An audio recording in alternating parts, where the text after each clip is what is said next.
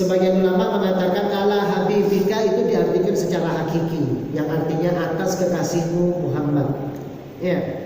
Tapi sebagian ulama kalau di dalam Baijuri, karena anak juga membaca salah Baijuri, salah daripada burda ini, setiap hari Kamis itu kita punya majelis taklim burda, ya itu membaca sarah daripada burda, karya daripada Imam Al-Baijuri. Habibi itu juga ada yang mengartikan Habibi itu maksudnya nama Nabi Muhammad SAW. Ala Muhammad seperti begitu langsung. Atau ada yang mengartikan ala Habibika kekasihmu, ya Allah ka di sini kekasihmu, mu di sini adalah Allah Subhanahu wa taala. Shalli wa sallim daiman abada, ya Allah limpahkan salawat dan salam daiman abadan, selalu terus menerus berkesinambungan sampai mati kami ya Allah. Limpahkan salawat ya Allah kepada siapa? Ala habibika, atas kekasihmu Muhammad, khairi khalqillahi kullihim. Khairi paling bagusnya, paling indah, paling sempurnanya, khalqi makhluk ciptaanmu ya Allah, kullihim dibandingkan dengan semuanya. Jadi gak ada memang orang yang lebih bagus, lebih tampan, lebih indah dari Nabi Muhammad SAW. Khuluqan kanat wa wajhan kanat, akhlaknya, wajahnya, tubuhnya paling ganteng Nabi Muhammad SAW. Kulitnya Nabi Muhammad paling bagus. Nabi Muhammad gak perlu perawatan seperti perempuan-perempuan zaman sekarang. Ya, pakai pergi ke tempat perawatan, keluar biaya jutaan, bahkan kalau artis itu sampai ratusan juta ya. Kepingin matanya bagus, kepingin pipinya bagus, ya, kepingin giginya bagus, tapi pancet monyong. Ya. Kalau Nabi Muhammad tak perlu seperti itu. Nabi Muhammad sejak lahir itu sudah tampan. Makanya sampai dikatakan khairi khalqillah kullihim. Paling bagusnya ciptaannya Allah Subhanahu wa taala yaitu Nabi Muhammad SAW. Sampai dikatakan kalau misalkan perempuan-perempuan di masa Nabi Allah Yusuf saat melihat ketampanan Nabi Allah Yusuf, mereka sedang memegang pisau untuk mengupas apel. Kemudian ternyata yang dikupas bukan apelnya, jari jemarinya yang dikupas. Ya, dan itu pun tidak terasa karena sebab melihat ketampanannya Nabi Allah Yusuf. Itu Nabi Allah Yusuf itu ketampanannya sepertiga bulan. Ya, tapi kalau kita punya Nabi, seutuhnya bulan itu milik ketampanan Nabi Muhammad SAW. Tapi ketampanan Nabi Muhammad tidak membawa fitnah seperti tampannya Nabi Allah Yusuf. Nabi Allah Yusuf itu saking tampannya sampai mau diperkosa sama Zulaikha, diajak zina, fitnah. Perempuan-perempuan sampai melukai jari jemarinya tidak terasa, ya kan? Fitnah ini, kecelakaan karena ketampanannya Nabi Allah Yusuf. Tapi ketampanannya Nabi Muhammad tidak membawa fitnah. Tidak membawa fitnah. Tidak membawa orang sampai teriris jari jemarinya, tidak. Ketampanan Nabi Muhammad membawa rahmat. Ketampanan Nabi Muhammad membawa kebahagiaan bagi orang yang memandangnya. Sampai dikatakan wajhukal maimun wa laisa tara mislu taha fil basyara. Kan begitu. Sampai dikatakan wajahmu ya Rasulullah itu maimun, menyenangkan, menghibur hati. Itu wajah Nabi Muhammad SAW. Bukan hanya wajahnya, Nabi itu semua, mulai dari ujung rambutnya sampai kepada ujung kuku kakinya, semuanya luar biasa Nabi Muhammad. Yang mana tidak ada ya Nabi itu yang dipuji sama Allah Ta'ala anggota tubuhnya kecuali Nabi Muhammad. Di dalam Al-Quran disebutkan anggota tubuh Nabi Muhammad SAW. Apa?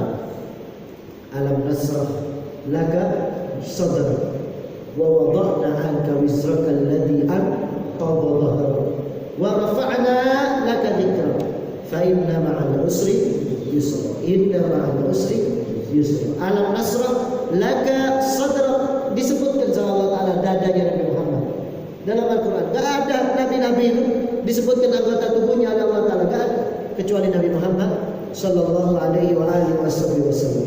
Dadanya disebutkan oleh Allah Subhanahu wa Ta'ala.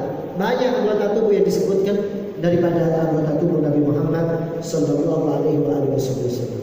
Pipinya kemerah-merahan, kulitnya putih, apa namanya, mukhallatan bihumrah di dalam maulid itu, putih bercampur dengan kemerah-merahan, apa namanya, kulitnya Nabi Muhammad Sallallahu Alaihi Wasallam. Sejuk pokoknya kalau pandang Nabi Muhammad Sallallahu Alaihi Wasallam. Makanya usaha untuk bisa ketemu dengan Nabi Muhammad Sallallahu Alaihi Wasallam. Matanya indah, matanya Nabi Muhammad. Kemudian sampai dikatakan mata Nabi itu sangat tajam. Ya, yara amamahu, yara khalfahu, ka'annama yara amamahu. Nabi itu kalau lihat ke belakang seperti melihat ke depan. Jadi begini saja Nabi, lihat ke depan begitu. Ya, apa jarak lingkup pandangannya itu apa? Kalau keliling gini 360 derajat. Ya, 360 derajat. Jadi Nabi berjalan begini, Nabi juga tahu di belakang itu ada siapa yang akan berbuat buruk kepada Nabi. Ada yang mengejar kan saat itu akan memendam Nabi Muhammad dari belakang. Nabi tahu, tapi Nabi tidak membalikkan tubuhnya. Ya, Nabi juga tahu siapa orang yang akan menjerat lehernya Nabi dengan kain itu, sampai Nabi kelopak matanya hampir keluar. Ya, sama orang kafir itu diambilkan kain, kemudian diikat lehernya Nabi itu sekencang-kencangnya sampai dikatakan kelopak matanya Nabi itu hampir keluar sudah. Ya, itu perjuangannya kita punya Nabi Sallallahu Alaihi Wasallam sampai sedemikian seru. Diikat sekencang-kencang. Nabi diam saja sambil tidak dalam keadaan kesulitan. Itu diperbuat oleh orang-orang kafir pula terhadap kita punya Nabi Muhammad Sallallahu Alaihi Wasallam. Ya, pandangannya bagus, telinganya bagus, hidungnya bagus. Sampai dikatakan alifiyun anfi, nuniyun hajib, mimiyun fami. Itu Nabi Muhammad. Hidungnya itu seperti alif, mancung. Ya, kalau sampai apa saya mancung itu jeruk. Ya, Nabi Muhammad mancung. Mancungnya bagus. Ya, mancungnya bagus Nabi Muhammad. Kemudian nuniul hajib. Hajibnya ini melengkung, bagus tertata rapi. Mimiyul fami, lisannya Nabi Muhammad itu seperti huruf mim begitu ya. Jadi apa namanya, rapi begitu. Bibirnya rata, tidak terlalu tebal, bibirnya bagus. Ya apa namanya, bibir daripada lisan daripada Nabi Muhammad Sallallahu Alaihi Wasallam. Itu sampai dikatakan makanya Nabi Muhammad itu bagus luar dalam. Nabi itu kalau duduk dengan orang tinggi ikut tinggi. Ya, kalau duduk orang yang lebih pendek dari beliau menjadi pendek. Menyamai dengan orang yang ada di sampingnya. Sampai dikatakan oleh salah seorang sahabat, demi Allah, aku tidak tahu berapa ukuran tingginya Nabi Muhammad SAW. Karena saat Nabi itu berjalan dengan yang lebih tinggi, beliau akan menjadi tinggi, lebih tinggi daripada orang yang ada di sampingnya. Kalau misalkan berada dengan orang yang pendek, maka Nabi juga akan meratakan tubuhnya dengan seperti orang yang lebih pendek daripada beliau. Seperti itu Nabi Sallallahu Alaihi Wasallam. Ya, rambutnya tebal, rambutnya Nabi itu kasifah. Ya, kemudian bergelombang. Itu rambutnya Nabi Muhammad SAW. Paling seringnya Nabi Muhammad itu rambutnya seukuran ini, seukuran apa namanya, tengkuk ini ya belakangnya, sejajar sampai kepada telinganya ini. Ya, bergelombang rambutnya Nabi. Tapi Nabi juga sering rambutnya sampai kepada pundaknya, ya, sambil bergelombang. Itu bisa kita bayangkan, rambutnya tebal, bergelombang bagian bawahnya, kemudian sepundak ukurannya, tubuhnya kekar bagus ya. Makanya perutnya Nabi Muhammad itu tidak seperti ini. Ya, dapat perutnya saya sama panjenengan itu. Ya, perutnya Nabi Muhammad itu sampai dikatakan di dalam hadis Bukhari, ya, perutnya Nabi itu seperti batu bata yang disusun. Seperti batu bata yang disusun. Ya mungkin kurang lebih kalau sekarang sispek ya, sispek. Makanya saya punya guru itu waktu ketemu sama saya, tahu perut saya seperti ini dipegang. Ya, isi jiwa itu. Wong Nabi mu temekan sakmono niku. Kok ketemu sampai sakmono itu kita punya Nabi Sallallahu Alaihi Wasallam. Nabi aktif orangnya. tidak ngelentruk Nabi itu. Ya, Nabi orangnya aktif. Ya, meskipun tidurnya sampai dikatakan tidurnya tidak seperti tidur Nabi Muhammad. Kalaupun tidur itu hanya sekedar mata saja, tapi hatinya walakin la yanamu qalbuhu ala khidmatid dawam. Nabi itu kalaupun tidur matanya saja yang merem, tapi hatinya tidak pernah tidur. Kenapa? Terus berkhidmah kepada Allah Subhanahu wa taala. Itulah Nabi Muhammad SAW. Ya. Kepingin sebenarnya kita akan membahas tentang burda ini satu persatu daripada anggota tubuh Nabi SAW. Ya. Sampai ada seorang perempuan. Ada orang perempuan itu ketika Nabi datang dari Madinah kan disambut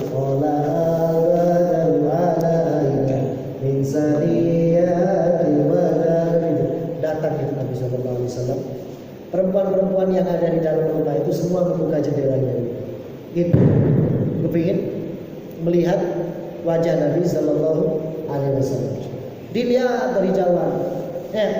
Ketika begitu sudah mulai tampak wajahnya Nabi Muhammad, perempuan-perempuan yang ada di dalam rumah itu semua teriak-teriak. Kenapa? Mereka histeris melihat dia kayak orang-orang sekarang itu delok Lubinho sama. Iya, kepet gak tahu adus dia sing ditangisi oleh perempuan-perempuan zaman sekarang itu. Ya, Nabi itu padahal orangnya kalau mau histeris ya histeris kepada Nabi Muhammad gitu loh. Kok histeris nanggone artis-artis sing kafir sing bakal jadi penghuni neraka kan gitu. Ditangisi sampai dipajang di rumahnya dan mirisnya itu permuslimah yang banyak seperti itu. Perempuan-perempuan muda muslimah itu udah gila sama Lubinho, sama sopo maneh orang kafir itu. Padahal mereka mandinya seminggu sepisan. Mandinya seminggu sekali mereka itu orang-orang kafir. Ya, itu perempuan-perempuan di Madinah itu berada di dalam rumah itu sambil nangis-nangis. Sambil berdoa kepada Allah Ta'ala, semoga Nabi tidur di sini, semoga Nabi mampir ke rumah. Semua perempuan yang ada di sana.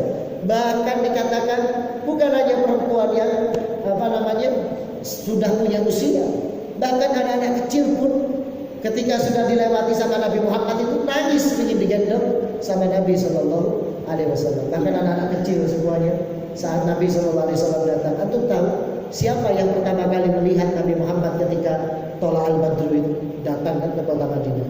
Yang pertama melihat Nabi Muhammad siapa?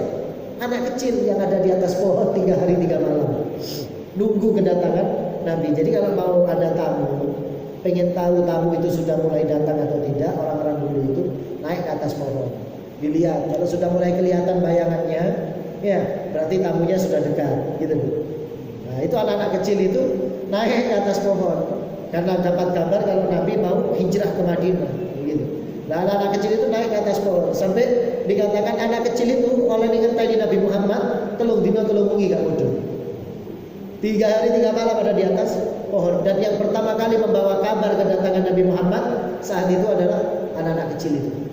Turun mereka, qadja'an Nabi, ya dikatakan qadja'al munir, sambil memuji anak kecil itu tadi. Telah datang seorang Nabi, telah datang seorang yang bercahaya, telah datang, itu disebutkan sama anak kecil itu. Sampai lari ke orang-orang kampung itu. Akhirnya orang-orang kampung semuanya lari menuju kepada arah Nabi Muhammad Sallallahu Alaihi Wasallam. Kemudian anak-anak kecil itu sama Nabi Sallallahu Alaihi Wasallam digendong. Ya, makanya Nabi itu bapak paling bagusnya bapak. Ya, bapak paling bagusnya bapak. Kakek paling bagusnya kakek. Pimpinan paling bagusnya pimpinan.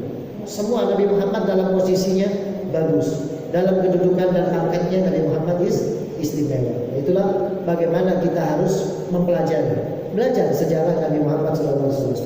Biar antum itu bisa nangis, bisa nikmati, bisa rindu kepada Nabi SAW. Aja rindu proyek gede toh.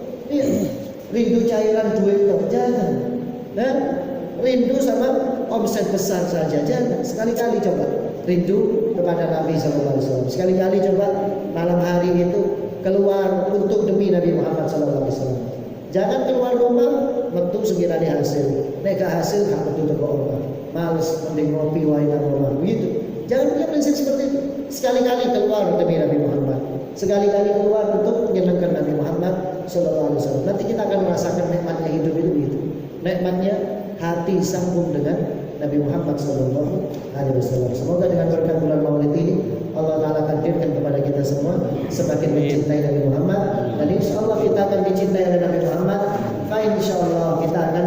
sesegera mungkin untuk dapat memandang wajah Nabi Muhammad sallallahu alaihi wasallam, baik itu dalam keadaan tidur atau dalam keadaan terang-terangan. Insyaallah Allah taala akan menjadikan ala hadhihi wa ala nastaghfiruhu wa ila hadratin Nabi Mustafa sallallahu alaihi wasallam bisirri Fatihah. Amin.